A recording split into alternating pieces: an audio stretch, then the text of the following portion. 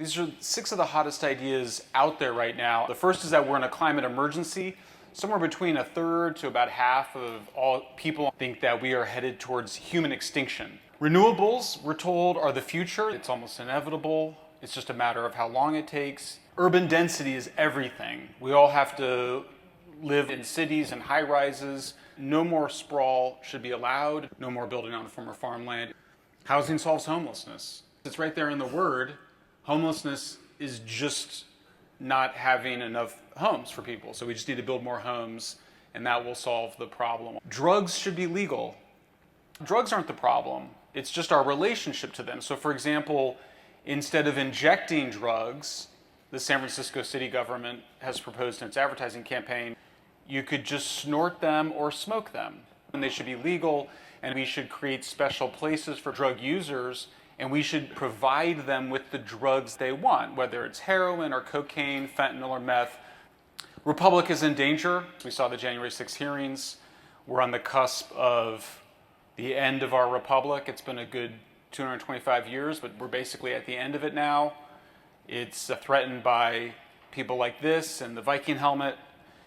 I'm here to suggest that maybe we shouldn't rush into some of those judgments. Let's take a look at climate change. If you actually read the Intergovernmental Panel on Climate Change reports, what it shows very clearly is that it's real, it's being caused by humans, but it's certainly not the end of the world.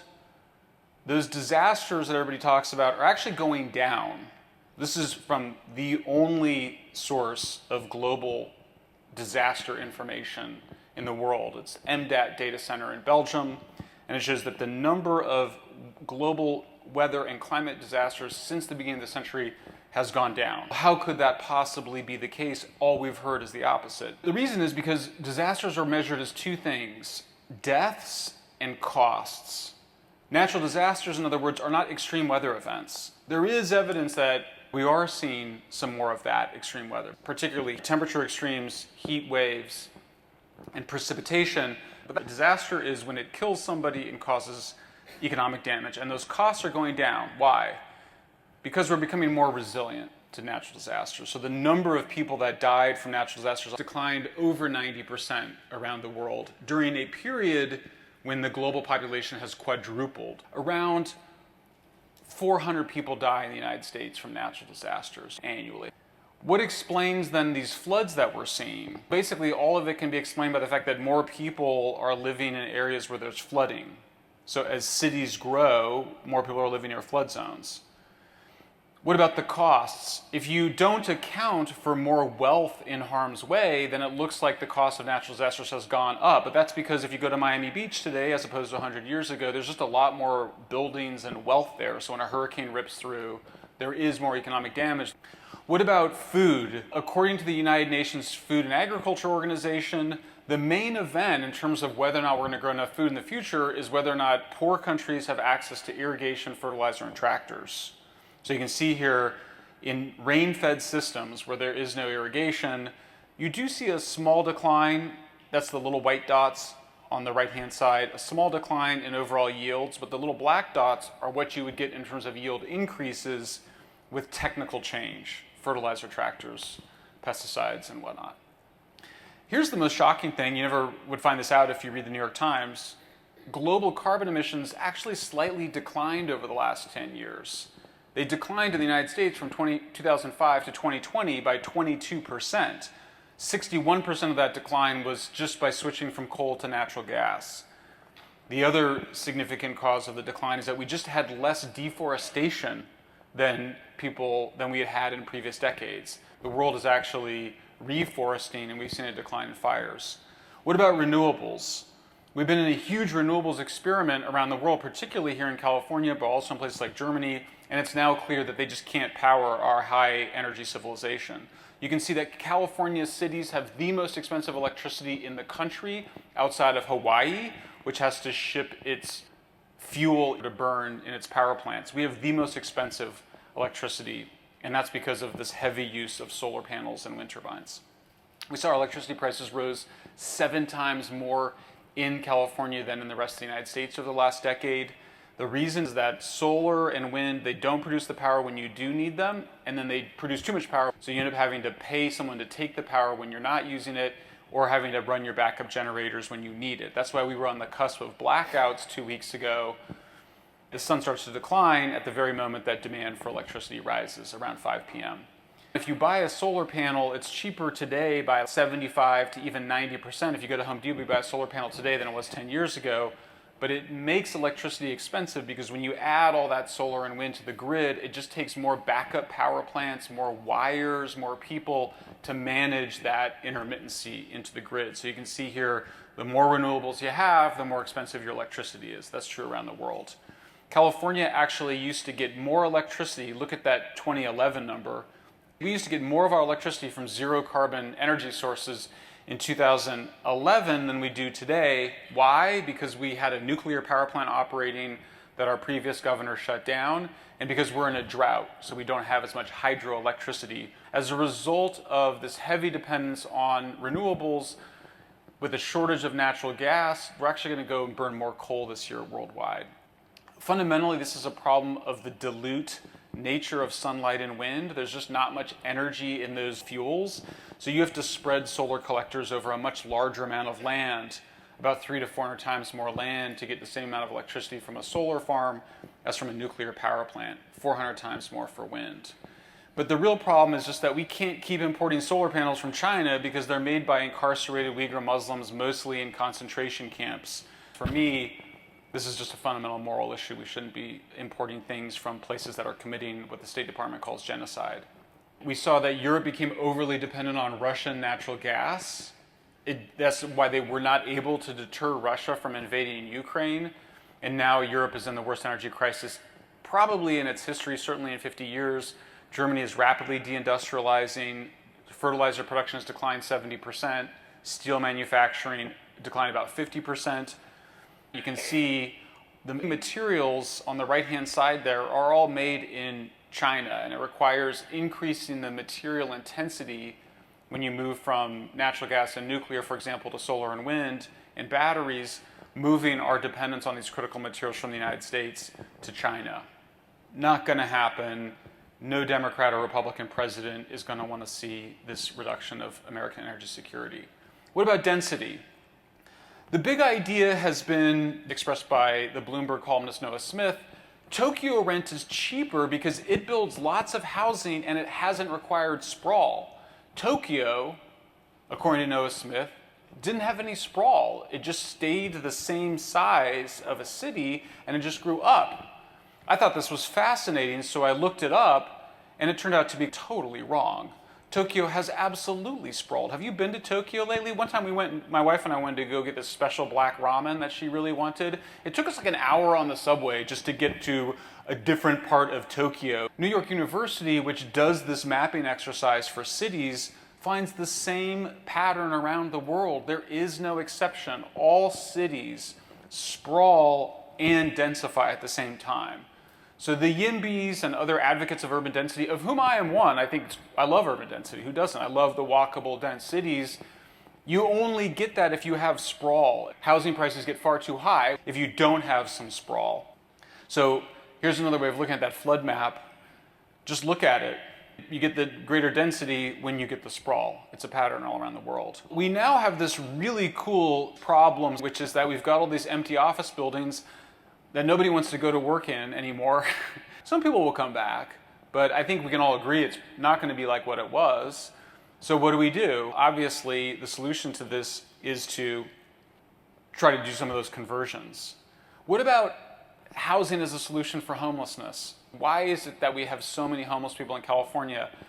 What we discovered is that just giving people their own apartment unit unconditionally, without any requirements for changing their behavior, actually makes homelessness worse.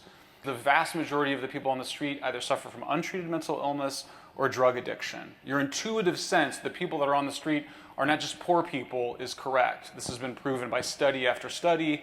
Characteristics of unsheltered homeless were unmarried, criminal justice problems, weak social supports, medical diagnoses, drug, not alcohol problems, low income and inability to afford basic needs.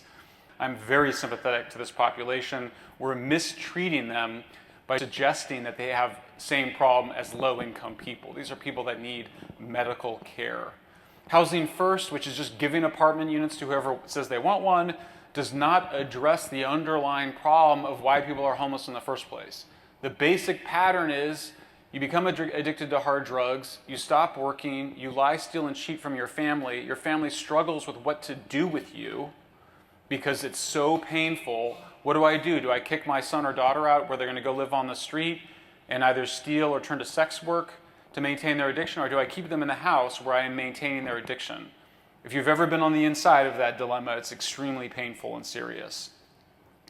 We now know from a major study that just came out, conducted by researchers at Harvard University over a 14-year period, that just 12% of the people that you just give the houses to remain housed after 10 years. It's just, you're not dealing with the reason people are becoming homeless in the first place.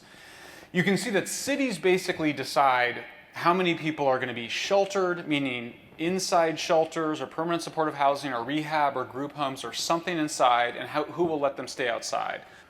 We let people live outside. We call them homeless encampments, and we pretend that they're roasting s'mores and making community, when the reality is that every single woman I've ever interviewed that lives on the street has been sexually assaulted multiple times. I interview homeless people for a day and I'm exhausted afterwards. New York requires people to come inside. New York shelters 96% of its homeless. Los Angeles only 38%. These numbers are slightly outdated. Since the pandemic, there is more people unsheltered on the streets of New York. You hear your friends in New York complain about it, probably closer to 90, 92, 93%.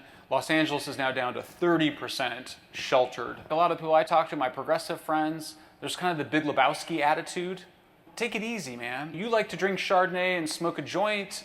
He likes to smoke fentanyl and sleep in a tent on the street. Why are you so judgmental? The reason we should be so judgmental is because people die.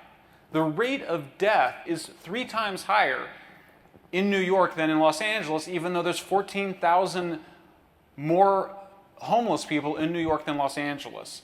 Maybe it's a coincidence, right? Like maybe 3 times more people die in LA for some other reason than the fact that they're sheltered. But if you look at how they're dying of homicide, drug overdose, and car accidents, it's really hard to get run over by a car when you're indoors. A major study by Harvard tracked in cohort studies over a 12-year period people that were in shelters, homeless people in shelters, homeless people on the street, same exact result. 3 times higher rate of death being outdoors than indoors. We got to bring people inside. We can see in California, because of the Big Lebowski attitude, the homeless population actually increased by 30% and declined by 18% in the rest of the United States. The softer approach to drugs, I used to be an advocate for it in the 1990s. I actually worked for George Soros' Open Society. When I got out of this work of trying to decriminalize drugs in the late 1990s, in the year 2000, 17,000 Americans died of drug overdoses and drug poisonings in 1 year. This year, 107,000 people will die. That's 3 times more people dying from drugs and drug poisonings, drug overdoses than die from car accidents, 5 times more than die from homicides, over 3 times more than die from suicides. It is the #1 cause of death among young people 18 to 45. This is unacceptable for a civilized society. You can see in San Francisco, where we pioneered the laissez-faire Big Lebowski approach to drugs, we stopped prosecuting drug dealing. We stopped prosecuting shoplifting.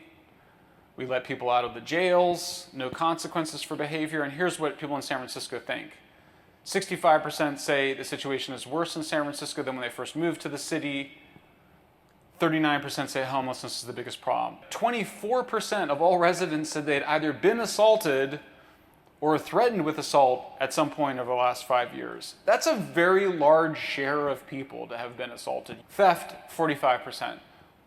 Because you're maintaining a very large population of mentally ill drug addicts on the street who are able to sustain their drug habit by stealing.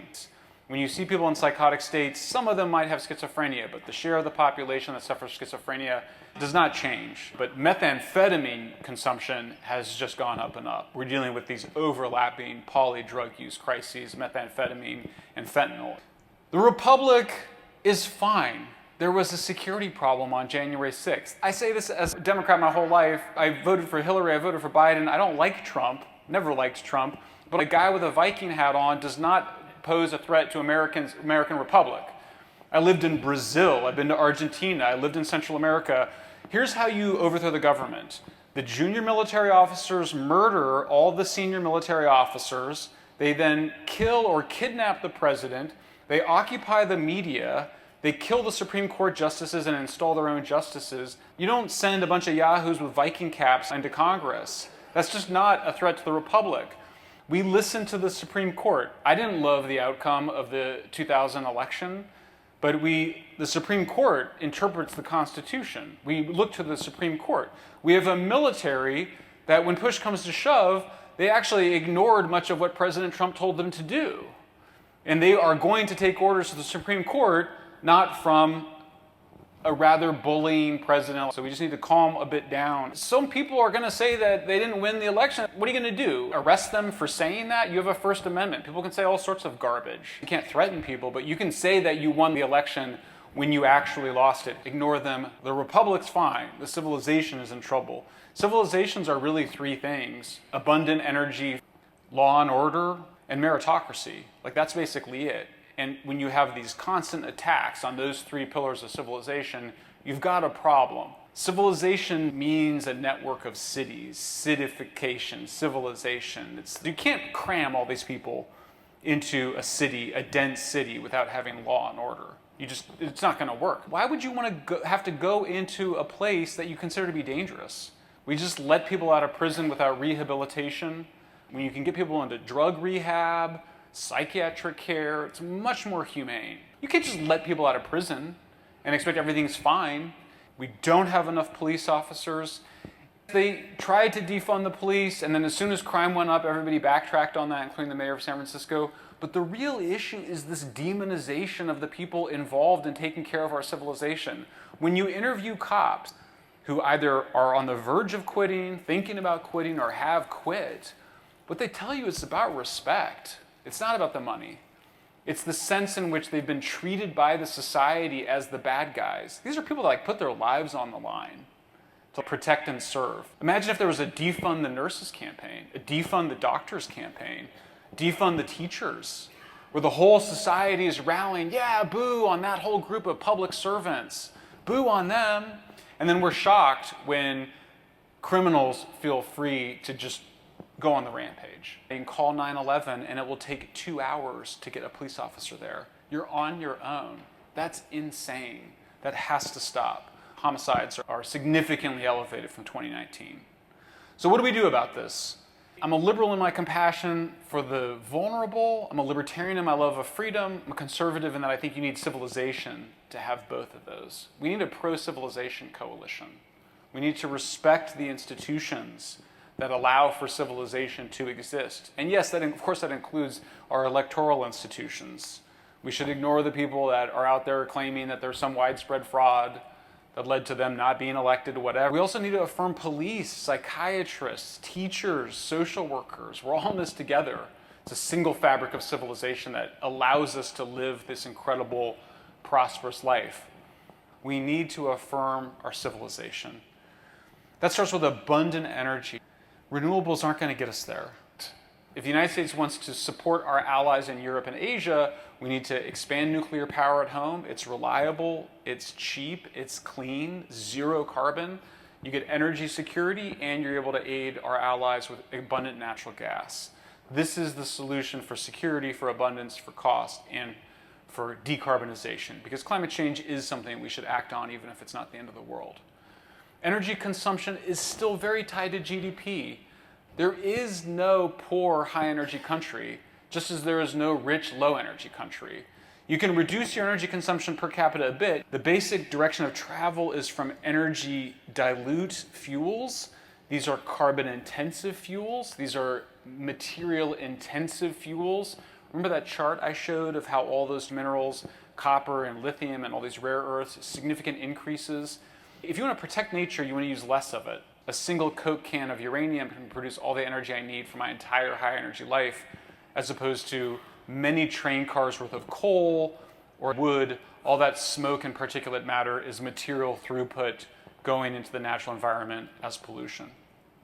Let's lighten up about the density thing. The YIMBYs are a little too intense. They need to relax. We need to have some sprawl. There's a huge amount of just wasted ranch land. If you want to have a ranch land near a major urban center, then you better pay a very high price for it, as opposed to getting some huge tax break, some huge conservation easement.